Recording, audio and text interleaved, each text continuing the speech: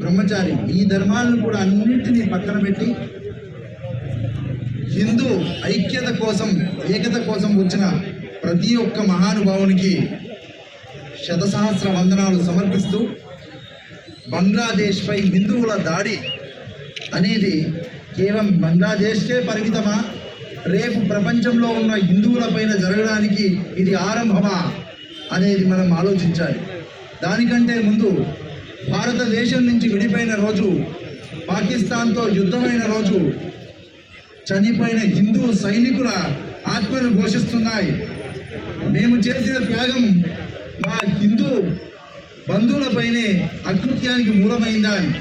ఇలాంటి సందర్భంలో హిందువులు అందరం ఏకం కాకపోతే చాలా విపరీతమైన నష్టం కలుగుతుంది. హిందూ జాతికి నష్టం కలిగితే యావత్ ప్రకృతి వినాశనం, ఆ తర్వాత సృష్టి వినాశనం జరిగేది ఇదే. ఎందుకంటే ఈ ప్రపంచంలో ఏదైనా మిగతావన్నీ మతాలు, హిందుత్వం మాత్రమే ధర్మం. ఎందుకంటే మతానికి ఒక ప్రవక్త ఉంటాడు, వాడి అభిమతాన్ని రుద్ది ఒక మతం పుడుతుంది. హిందుత్వం ప్రకృతి ఎప్పుడు పుట్టిందో అప్పటి నుండి ఈ హైందవ సనాతన ధర్మం, వైదిక ధర్మం అనేది ఉంది. అందుకనే